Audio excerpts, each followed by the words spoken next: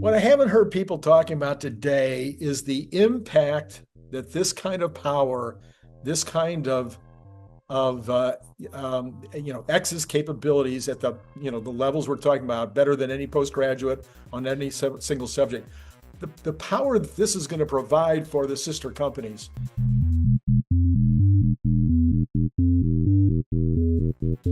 So Elon posted that he asked Grok for questions about material science that are not in any book or on the internet, and Hmm. he gave him outstanding answers on these kinds of questions.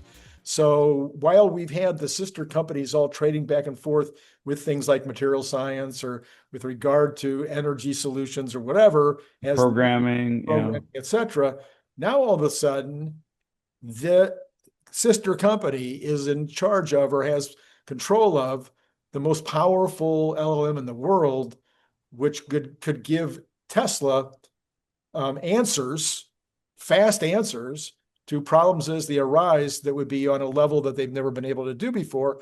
I would think this would be a competitive advantage, even on top of the competitive advantage that they've already had. Yeah, so let me reiterate. Grok 4's benchmarks are ahead of a number of their competitors and on very hard topics. So humanity's last exam was the big one, but um, it it's up there, and Tesla or SpaceX, they would be using Grok heavy. So Yes, yes, if they and wanted even to think beyond. really deeply about things. Um, yeah, it'd be interesting to see because Grok would have access to all this research that's happened, even the latest research.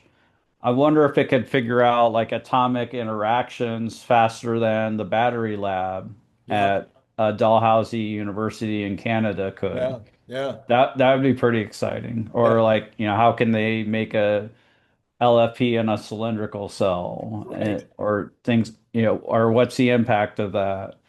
Yeah. Uh, so yeah, that is exciting. I would agree with you. And different companies get some kind of capability like this and they use it at different levels. My company, I know, for instance, we tried to really be out in front, but we sometimes fell way behind back when they started, when companies like Target and Kmart started first wanting to send their purchase orders through the computer rather than Mm. send you a hard copy, and then wanting to pay you, do the payables and the payments through the computers. We were behind the curve on that. Okay, so we were not nearly as big, obviously, as a lot of people that were their suppliers. So we had to buy all that equipment and come up to speed. Hmm. So I think about that across the board. And so Tesla having that power and then being able to add to that power. In other words, he talked about the tools that aren't part of the system now, but he would be able to add the tools himself. He'd be able to combine with the tools that he needed for Tesla or for SpaceX that he felt would give him even more power. And General Motors and Ford and Mercedes and Toyota and go on down the list, none of these people would have anything remotely close to that in terms of their ability to iterate and move faster as fast as Tesla.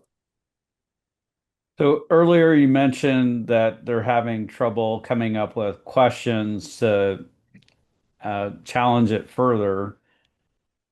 What One way that they can get around that is they can expose it to the world in an increasing way, where they're exposing video to it, they're exposing it to sensor data, whether that's touch or machinery with electrical, resistance, current, whatever, torque sensors. But yeah, temperature, there's different gases you can sense pretty easily. It's like there's a carbon dioxide. Sure. You have all kinds of sensors.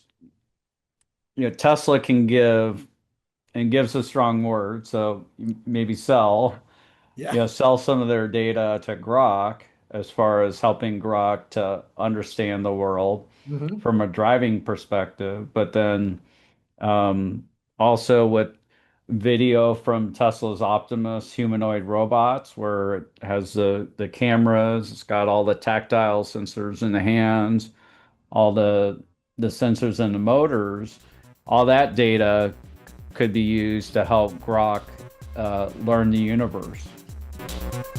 100%.